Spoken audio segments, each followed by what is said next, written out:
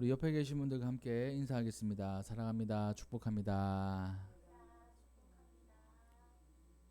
네. 오늘은 무너뜨릴 수 없다라는 제목으로 하나님의 말씀을 나누겠습니다. 우리 성도님들은 어떨 때 화가 나십니까? 이 분노가 생길 때가 언제인가요? 가만히 이번 한 주간 동안 내가 언제 화를 냈지? 언제 화가 났지? 아니 화를 밖으로 내지 않더라도 내 마음속에 짜증이 나거나 화가 났던 일을 한번 떠올려 보십시오. 그때 어떤 순간이었나요? 사람은 대개 누구나 다 화가 납니다. 또 분노하게 됩니다. 쉽게 분노하는 사람도 있고 또 쉽게 분노하지 않는 사람도 있습니다. 하지만 모든 사람은 이 화라는 게 있어요. 그래서 짜증이 나고 마음에 힘든 것이 있을 때 이 화가 납니다. 그걸 표현하느냐 좀 덜 표현하느냐 표현하지 않느냐 그런 차이가 있을 것입니다. 화를 잘 다스려야 인생을 성공한다고 하는 그런 말도 있습니다. 화를 잘 다스리지 못하면 사람들과의 관계가 깨어지고 또 인생에서 성공하거나 또 좋은 일을 더 많이 만들 수 없습니다. 그러기에 인생에 성공하기 위해서도 이 화를 잘 다스려야 되고 또 신앙생활 할 때도 화를 잘 다스려야 돼요. 그렇다면 화가 나는 일이 없을 수가 없는데 우리는 어떻게 하면 화를 잘 다스릴 수 있을까요? 오늘 본문 말씀해 보니까 33절에 그들이 듣고 크게 노하였다 이렇게 되어 있습니다. 이 그들이란 사람들은 이 사내들인 공의의 사람들이에요. 이 사내들인 공의의 사람이라면 쉽게 말해서 우리나라로 치면 이 국회의원들입니다. 근데 국회의원인데 국회의원이라고 해서 우리 국회의원은 입법만 하잖아요. 근데 이 사내들인 공의에는 이 사법권도 있어요. 그래가지고 사람만 죽일 수 없지 재판까지도 할 수 있는 그런 행정기관입니다. 70명이에요. 71명인데 한 명 대제사장이 이 의회장이 되고 나머지 70명이 의논해가지고 뭐든 어떠한 일들을 처리하게 되는 겁니다. 그래서 그 70명 앞에 이 사도들이 붙잡혀 와가지고 이야기하는 거예요. 근데 그 이야기를 듣고 이 70명이 분노하는 겁니다. 크게 노하여서 이 사도들을 없이 하고자 할세 이렇게 기록하고 있습니다. 이 없이 하고자 한다는 말은 무엇일까요? 죽이려고 했던 겁니다. 이 사람들은 죽이는 권한이 없어요. 근데 죽이고 싶도록 화가 났던 겁니다. 왜 그렇게 화가 났을까요? 사도들이 무엇이라고 했길래 이들은 크게 분노하였을까요? 그 이유는 그 앞절에 이렇게 기록되어 있습니다. 어떤 내용이냐면 바로 이런 내용이에요. 이 예수님에 대해서 얘기하는 겁니다. 이 예수님을 전하지 말라고 했는데 계속 전하는 거예요. 그리고 그 예수님을 자기들이 죽였다고 얘기하는 겁니다. 또 그 예수님이 다시 부활했다고 얘기하는 거예요. 거기서 하나님의 말씀을 전하는 사도들을 보고 저건 하나님의 말씀이 아니다. 이단이다. 이렇게 정죄하던 사람이었던 겁니다. 그 말을 듣고 분노했던 거예요. 우리가 들을 때는 그게 크게 분노할 일인가? 라고 볼 수 있는데 크게 분노할 일이었어요. 이 노하다, 크게 노하다는 말은 어떤 말이냐면 이 톱질을 하다는 말의 어원이에요. 이 살을 톱질한다고 생각해 보십시오. 조각조각 낸다고 생각해 보십시오. 아프겠죠? 그러니까 마음이 조각조각 날 정도로 그러니까 이 하나가 되지 못하고 분산되고 조각조각 톱질할 정도로 마음이 이상한 상태라는 말이에요. 그러니까 그만큼 분노가 차 있던 사람들이라는 겁니다. 그들의 분노의 이유는 이것이었어요. 자기들에게 위협이 되는 겁니다. 그때 당시에 종교 지도자들은 이 사내들인 공의의 사람들, 바리새인들, 사두개인들 뭐 이런 사람들이 있었어요. 종교 지도자들입니다. 또 종교 지도자일 뿐만 아니라 이 세상에서 지도자의 역할을 했던 사람인 거예요. 왕이 아닐 뿐이지 백성들을 이끌어가는 사람들이었습니다. 근데 이 시대에 왕이 있다고 얘기하는 거예요. 그분이 예수님이라고 얘기하는 겁니다. 자기의 지도력을 딱 깎아버리고 예수님께서 왕이라고 지도자라고 말씀하시는 거예요. 또한 하나님의 아들이라고 또 얘기를 합니다. 더군다나 부활했다고 얘기하는 거예요. 이것도 받아들일 수 없는 겁니다. 이 사두개인들은 이 부활을 믿지 않았어요. 이 천사를 믿지도 않았어요. 이 영적인 존재를 믿지 않았던 겁니다. 그러니까 사람이 어떻게 부활을 해? 아니 하나님이라도 어떻게 부활을 해? 이렇게 생각하는 사람이니까 자기들에게 위협이 되는 그 사도들 그리고 복음 이것에 분노를 했던 겁니다. 또한 자기 뜻대로 안 될 때 분노를 합니다. 분명히 사도들에게 주의를 줬어요. 그렇게 전하지 마라. 예수님을 전하지 마라. 했지만 사람들이 말을 듣지 않는 겁니다. 계속 예수님을 전하는 거예요. 그래서 이단시하고 그들에게 주의를 줬지만 안 되니까 잡아들여서 죽이려고 하는 거예요. 그만큼 이들은 자기에게 위협이 되고 자기 뜻대로 안 되기 때문에 분노를 하게 되는 겁니다. 우리도 마찬가지예요. 나에게 위협이 된다. 우리 가정에 위협이 된다. 라고 하면 분노합니다. 또 내 뜻대로 되지 않는다. 라고 하면 분노해요. 화를 내요. 뭐 차이가 있겠지만 그렇게 마음을 톱질하는 것처럼 아픔을 드러내고 그리고 또 화를 내기도 한다는 것입니다. 이 사람들이 그런 상태였던 거예요. 우리가 세상을 살아갈 때도 그런 경우들이 있습니다. 화가 날 때가 있어요. 나를 위협해, 우리 가족들을 위협해, 나를 깔봐, 나를 무시해. 나는 이렇게 하고 싶은데 내 뜻대로 안 돼? 그렇게 하면 화가 나는 거예요. 화를 잘 다스릴 수 없을 정도도 생깁니다. 그래서 다투기도 하고 또 서로 언성이 높아지기도 해요. 때로는 TV에 보면 그런 사소한 다툼 때문에 화를 제어하지 못해가지고 살인사건도 일어납니다. 층간소음 때문에 살인사건도 일어나요. 우리 집 편안하게 쉬고 싶은데 위에서 시끄럽게 해? 감히? 그래서 화가 난 나머지 사람을 찌르기도 한다는 거예요. 그만큼 화를 조절하는 것이 쉽지 않은 그런 시대에 살아가고 있습니다. 그렇다면 우리는 어떻게 해야 될까? 라고 했을 때 이 가말리엘이라는 사람을 한번 살펴보고자 해요. 이 가말리엘은 뭐라고 기록하고 있냐면 이렇게 기록하고 있습니다. 이 34절에 보니까 바리새인이다. 또 이름이 가말리엘이다.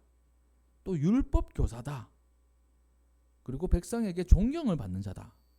그리고 공회 중, 그러니까 사내들은 공의의 회원이기도 하고, 그러니까 이 정보들이 있는 거예요. 먼저 바리새인. 이 바리새인이 뭘까요? 바리새인은 이 단어의 뜻으로 하면 분리된 자입니다. 분리된 자. 나누다 분리된 자다라는 그런 뜻이 있습니다. 그럼 분리된 사람인 거예요.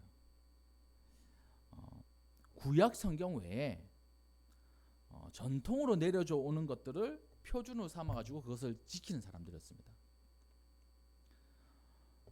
그들은 그 금식 같은 거, 또 기도 같은 거, 구제 같은 거, 눈으로 보이는 거 이런 부분들을 중요시 여겼어요. 그래서 예수님께서 이 바리새인들의 외식을 비판하신 적이 있지 않았습니까? 저기 시장에서 크게 기도하는 사람, 이 바리새인 같은 사람, 그리고 누구나 딱 봐도 금식하는 것처럼 보이게 금식하네, 금식하는 사람이네 이렇게 보이게 신앙생활하는 사람들을 비판하셨어요. 예수님께서. 그 대표적인 인물들이 바리새인들입니다. 그러니까 자기가 스스로 그 뭐 골방에서나 아니면 뭐 어디에서든지 기도하면 되는데 저기 시장 바닥에서 이 탑마트에서 기도하는 거예요.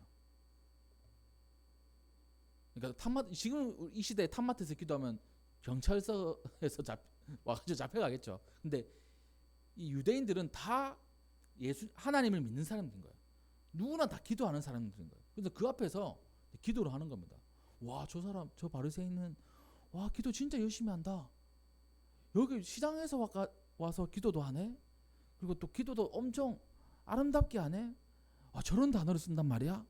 그렇게 하는 거예요. 사람에게 보이려고. 또 지나가다 보면 얼굴이 초췌해. 우리 세영이는 얼굴이 빵빵한데 금식을 해가지고 이래 됐어요. 금식했어? 4일밖에 안 했어. 5일밖에 안 했어. 이틀 더 할 거야. 막 그렇게 드러내면서 금식을 하지 말라고 예수님께서 비판하셨잖아요. 그런 사람들이었어요. 근데 그럼에도 불구하고 이 사람들이 그 유대 사회에서 존경을 받는 사람들이었습니다. 철저하게 지킬 거는 지키는 사람들이었기 때문에. 그래서 사람들이 인정해 주는 거예요. 남 앞에 보이기도 하고 또 외식적인 부분도 있었지만 진짜 바리새인들은 말씀을 세부적으로 잘 지키려고 애쓰는 사람들이었습니다. 그래서 그 사람들을 존경했던 거예요. 그 중에 한 사람이 이 가말리엘이었습니다. 가말리엘. 얼마나 말씀을 잘 지키려고 애쓰는 사람이었겠습니까? 두 번째, 그는 어떤 사람이었냐? 율법 교사, 그러니까 율법 박사입니다. 율법으로, 그러니까 하나님의 말씀, 모세오경으로 박사학위를 받은 사람이라고 생각하면 되는 거예요. 그러니까 모세오경을 줄줄줄줄 외는 사람입니다. 이 성경을 다 깨고 있는 사람인 거예요. 그 뭐 딱 얘기하면 이거는 이런 뜻이야 이렇게 얘기할 수 있는 율법 선생님이었습니다. 그래서 너무나 율법을 잘 가르쳤기 때문에 이 사람 밑에는 그 배우는 학생들이 있었어요. 그 중에 한 명이 누구? 사도 바울인 거예요. 가말리엘 문화에 있었다. 사도 바울이 자기를 그렇게 소개했잖아요. 이 가말리엘 문화라고 하면 지금으로 치면 뭐 서울대,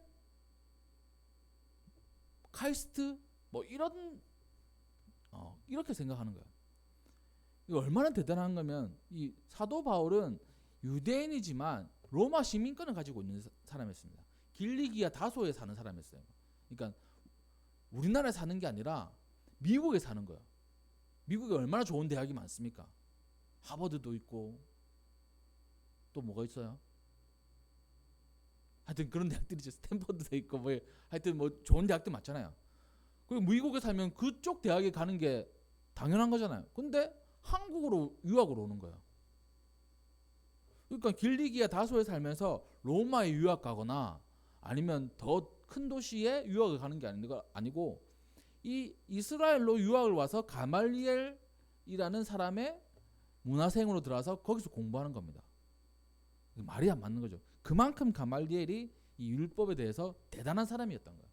이 성경 말씀에 대해서 대단한 사람이었던 겁니다. 이것으로 끝나는 게 아니고 이 사람은 존경을 받는 사람이었어요. 사람들에게 존경을 받는 사람. 우리 여기 계신 모든 성도님들도 존경받는 사람들이 되시기를 주님의 이름으로 축복합니다. 근데 왜 존경을 받아야 될까? 왜 존경을 받아야 될까요? 왜 존경을 받아야 되냐면 신앙인은 한 가지밖에 없어요. 존경을 받아야 되는 이유는 내가 돋보이기 위해서 또 내가 잘 살기 위해서가 아니고 하나님의 복음을 좀 더 잘 전하기 위해서요. 존경을 받으면 저 사람이 어떤 얘기를 하는가에 대해서 신뢰를 합니다. 목사인 저를 존경하지 않으면 제가 하나님의 말씀을 선포하잖아요.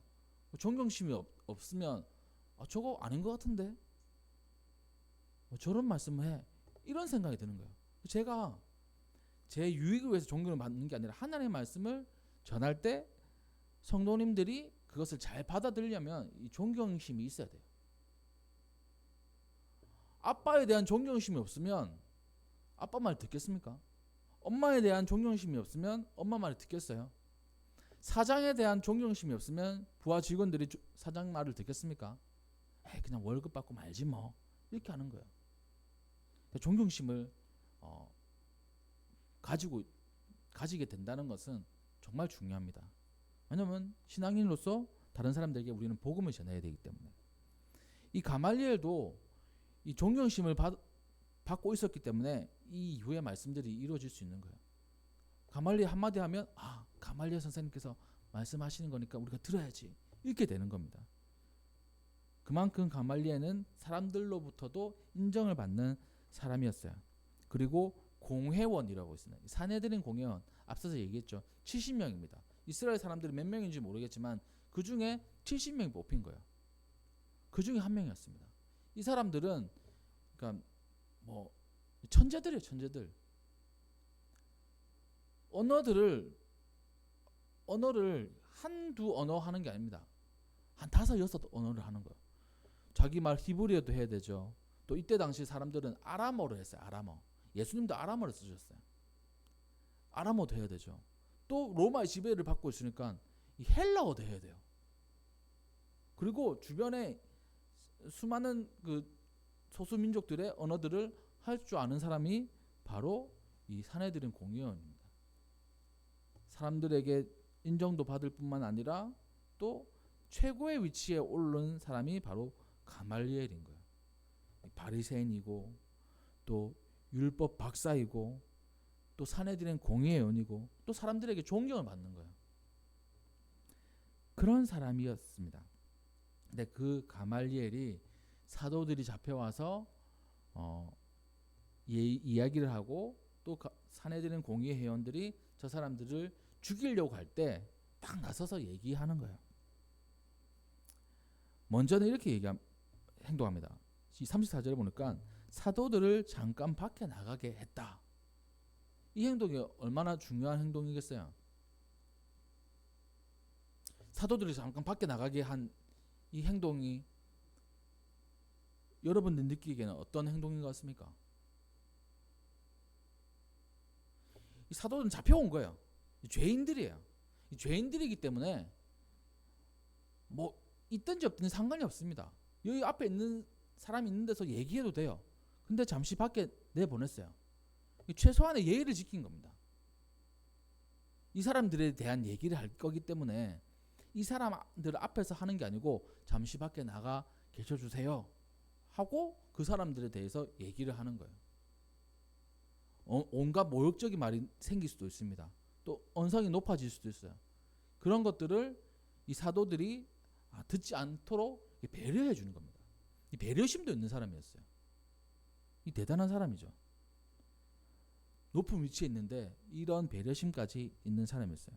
그리고 그 사내들인 공회의 사람들에게 얘기합니다. 35절에 이스라엘 사람들아, 너희가 이 사람들에 대해서 어떻게 하려는지 조심해라. 이 주의를 조심하라 말은 주의를 깊게 잘 살펴라는 뜻입니다. 잘 살펴봐라. 너네 감정 그리고 우리들의 그 신앙관 맞아. 저 사람들하고 좀 달라. 근데 우리 조심해야 돼. 왜냐하니까 우리는 하나님을 믿는 사람들이기 때문에. 그래서 예를 들어주는 거예요. 전에 드다라는 사람이 딱 일어났어요. 선전했다. 자기 스스로를 선전했다는 거예요. 뭐라고 선전했을까요? 내가 메시아다 이렇게 선전한 거예요. 이때 당시에 이스라엘 사람들 모두가 다 메시아를 기다리고 있었어요. 그분이 예수님이었는데 예수님이라고 다들 인정 안 했거든요. 그래서 예수님이 돌아가시고 승천하신 다음에 제자들이 예수님을 전했더니만 잡혀온 거잖아요. 그 전에 이런 일들이 있었던 겁니다. 드다라는 사람이 자기가 메시아다고 이렇게 딱 선포를 하고 그랬을 때 몇 명이 모였습니까? 400명이나 따랐어요. 이건 대단한 거죠. 지금 이 시대에 또 그런 사람들 있지 않습니까? 이만희 이런 사람들, 신천지, 내가 재림 예수다, 재림 예수랑 성령이라는 거 하여튼 이만희도 그 자기를 하나님, 성령님, 예수님 중에 한 명이라 할 거야. 정확하게는 잘 기억 안 나는데. 그랬더니만 몇 명이 모였습니까? 신천지 몇 명인 것 같아요? 지금 셀 수도 없어요. 엄청나요, 엄청나. 한 10년 전만 해도 14만 4천 명을 모아야 된다 이렇게 얘기했는데 지금 그것보다 훨씬 더 넘었습니다. 14만 4천 명이 넘었어요. 진짜 엄청 대단합니다. 자기가 예수님이라고 하니까 그렇게 모이는 거예요. 제가 학교 다닐 때 그러니까 대학교 다닐 때 이 이단에 대해서 연구한 자료를 본 적이 있어요. 그때도 한 20년 전이죠. 20년 전인데 자기를 예수님이라고 생각하고 그렇게 말하고 다니는 이단 사이비들이 있어요. 한 400명인가 있어요, 우리나라에. 근데 그 사람들이 그 사람들을 따르는 사람들이 있을까 합니까? 평균 몇 명인 줄 아십니까? 평균 200명이 넘는 거예요. 큰 사람도 있고 작은 사람도 있겠지만 평균이 200명이 넘는 겁니다. 우리 보세요, 지금 몇 명이고. 그래서 그냥 우스갯소리입니다. 나도 그냥 예수님이라고 할까? 예수님이라 하면 한 200명 정도 모이니까, 평균으로 200명 모이니까 이건 이제 농담입니다. 농담. 그렇게 사람들이 모이는 거예요. 이단에. 이 드다도 400명이나 모였어요. 400명이나 모였는데 어떻게 됐습니까? 이 언제냐면 이 드다는 구스피우스 파디우스라는 총독이 그 이스라엘을 통치할 때 자기가 메시아라고 이렇게 선전을 했어요. 많은 지지자들이 따랐고 요단강으로 이끌어갔습니다. 내가 요단강을 갈라보겠다! 이렇게 약속을 했다는 거예요. 근데 그게 실패했어요. 체포당했고 목이 잘려서 죽었어요. 그리고 그 머리를 예루살렘에 보냈다고 해요. 총독이. 그러자 그를 따르던 400명이 다 사라진 거예요. 흩어져 버린 거예요. 그런 일이 있었다 겁니다. 가말리엘 그 얘기를 하는 겁니다. 전에 드다 생각 안 나? 자기가 메시아라고 해가지고 사람들이 400명을 따랐잖아. 근데 죽어버리니까 다 흩어져 버렸어. 지금 온데간데도 없어. 또 다른 것도 있잖아. 이 유다라는 사람도 있잖아. 37절에 호적할 때, 이 호적한다는 말은 뭐냐면 자기가 호적은 주민등록증 같은 거예요. 그거를 확인하려면 자기가 태어난 곳으로 가서 그걸 확인했어야 됩니다. 예를 들면 이런 거예요. 박세호는 태어나기를 세브란스에서 태어났어요. 세브란스로 가는 거야. 나 살아있습니다. 그렇구나. 가. 박세영, 박세건은 저기 어디야? 엘리메이트로 가는 거야. 예를 들어서 이제 서울로 가고 마산으로 가고 창원으로 가고 이렇게 하는 거야. 그 호적할 때, 그러니까 그걸 매년 하는 게 아니고 딱 호적하는 해가 있거든요. 그래서 그때 유다라는 사람이 또 자기가 메시아라고 했던 겁니다. 퀴리니우스 치세의 인구조사 시에 갈릴리에서 반란을 일으킨 사람입니다. 그 사람도 이렇게 자기가 예수님이라고 저희 메시아라고 했는데 그 사람을 따르는 사람들이 많았어요. 근데 그 사람도 체포당해서 죽었어요. 그러자 그 따르는 사람들이 다 사라지는 겁니다.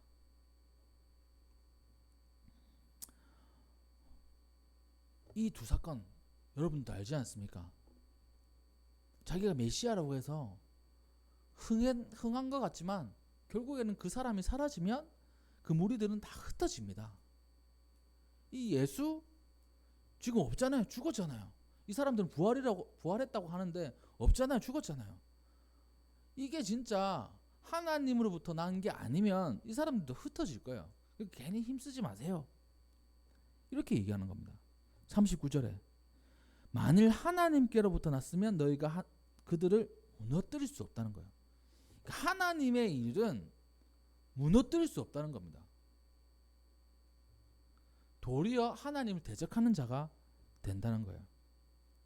그 말을 딱 하니까 살기가 등등하고 그리고 자기 분노에 가득 찬 이 사내들인 공회 회원들이 그 말을 그래 일리가 있네 하고 놔주는 거예요. 근데 놔줄 수는 없으니까 막 채찍질 해가지고 너네 다시 한 번 더 예수님 이름으로 복음 전하면 가만 안 둬! 이렇게 얘기하고 이렇게 놓아줬어요. 그래서 사도들은 자기가 그 채찍질 받고 매를 맞았지만 기뻐했다고 했습니다. 내가 예수님 때문에 내가 능력을 받는구나. 그리고 계속 복음을 가르치는 일을 그치지 않았다라고 얘기를 하는 거예요. 여기서 우리가 중요하게 생각해야 될 것, 우리 마음속에 이제 분노가 일어나잖아요. 화가 나잖아요. 근데 이 생각을 가지면 돼요. 저 이해가 안 돼. 저 사건 이해가 안 돼. 저 사람 이해가 안 돼. 근데 하나님이 하시는 일이라고 한다면 내가 어쩔 수 없는 거야. 하나님의 일이기 때문에. 하나님이 하시는 일이다. 사소한 것 뭐든지 이 하나님께서 하시는 일이라면 내가 화내고 내가 뭐 어떻게 해보려고 하는 게 아니고 그냥 가만히 두면 하나님께서 알아서 하시는 거예요. 이건 아주 사소한 것도 마찬가지입니다. 우리 사이에서도 또 뭐 가정에서도 그리고 또 뭐 직장에서도 이 하나님께서 하시는 일이면 내가 막을 수 없는 거예요. 하나님께서 하시는 일이면 우리가 무너뜨릴 수 없는 겁니다. 그것을 우리는 알아야 돼요. 하나님께서 하신 일이 아니다 그러면 알아서 없어지는 겁니다. 알아서 망하는 거예요. 그러니까 우리에게 화가 나는 일, 또 우리가 분노하는 일, 또 우리를 힘들게 하는 일, 저게 하나님께서 하신 일이면 내가 이거 뭐 간섭해서는 안 되지, 이런 마음을 가진다면 우리의 화를 다스릴 수 있는 겁니다. 그런 일들이 우리에게는 어떤 게 있을까요? 세상에 돌아가는 일도 참 화나는 일이 많아요. 정치를 봐도 화나는 일이 많아요. 경제를 봐도 화나는 일이 많아요. 이 교육을 봐도 화나는 일이 많아요. 요즘 보니까 그 체육회 뭐 안세영 선수가 뭐 불합리하다고 이렇게 뭐 했었잖아요. 그거 봐도 화나는 일이 많아요. 근데 하나님이 이 세상을 통치하신다고 생각을 한다면 그냥 두는 겁니다. 지지하는 대통령이 있고 지지하는 정치가가 있어요. 근데 안 됐어. 뭐야 이 모양이야, 이게 아니에요. 하나님께서 이 시대 때는 또 저 사람을 통해서 한국을 이끌어 가시는구나. 얼마 보면 미국 대선도 있어요. 트럼프 또 다른 사람 누가 될지 몰라요. 누가 되면 뭐 어때요? 하나님께서 통치하시는데. 우리 인생 가운데도 마찬가지예요. 어떠한 일이 일어났어요. 마음에 안 들어요. 왜 저 일을 해? 화를 내는 게 아니라 하나님께서 하시는 일이면 저게 맞는 거고, 만약에 하나님께서 하시는 일이 아니면 알아서 사라지겠구나, 이렇게 마음을 크게 가져야 우리의 화를 다스릴 수 있다는 겁니다. 그런 생각이 들어요. 우리 자녀들을 키우면서 어릴 때는 말을 잘 들었어요. 커가면서 말을 잘 안 들어요. 앞으로 더 이제 말을 다 안 들을 텐데, 그래 기본적인 가르쳐 주되 그래 하나님께서 키우시겠지, 그런 마음으로 사는 거죠. 우리 권사님도 계신데 자녀들이 다 컸어요. 성인이에요. 가정도 다 가졌어요. 부모님 마음은 이런데 잘 말 안 들어요. 그러면 또 마음이 속상하죠. 그래 하나님께서 우리 딸, 아들, 그 가정들 이끌어 가시겠지. 난 기도할 수밖에 없어. 기도할 것뿐이야. 저희 부모님도 마찬가지예요. 막 잔소리 하시잖아요. 난 이제 다 컸는데 뭐 그런 잔소리까지 하시냐. 막 그런 생각이 들잖아요. 그러니까 우리 모두가 다 뭐 마음속에 분노, 또 아픔, 또 해결되지 못한 것, 그것들 하나님께서 하신 일이면 우리가 무너뜨릴 수 없구나, 이 마음이 확실하다면 우리는 화에서부터 자유로울 수 있다는 겁니다. 아주 세밀한 것도 마찬가지예요. 이것을 우리가 훈련하고 또 이번 한 주 살아간다면 우리는 이 화를 잘 다스리는 사람으로 살아갈 수 있다는 겁니다. 이 말씀을 정리를 하면 인생에는 화날 일들이 너무나 많아요. 분노하고 싶은 일들이 너무나 많습니다. 하지만 하나님께로부터 났으면 우리가 무너뜨릴 수 없다. 하나님이 하시는 일이 아니면 알아서 없어진다. 알아서 망한다. 이 사실, 이것을 굳게 딱 신뢰하고 있으면 우리는 그 모든 이 분노에서 자유로울 수 있습니다. 그래서 이번 한 주 화나는 일 있더라 하더라도 이 하나님을 바라보십시오. 하나님께 초점 맞추십시오. 하나님이 하시는 일 내가 막을 수 없다. 하나님이 하시지 않는 일 알아서 없어진다. 그 사실을 기억하시고 이번 한 주도 화를 다스리시면서 승리하시는 우리 모두가 되기를 주님의 이름으로 축복합니다. 네, 기도하겠습니다.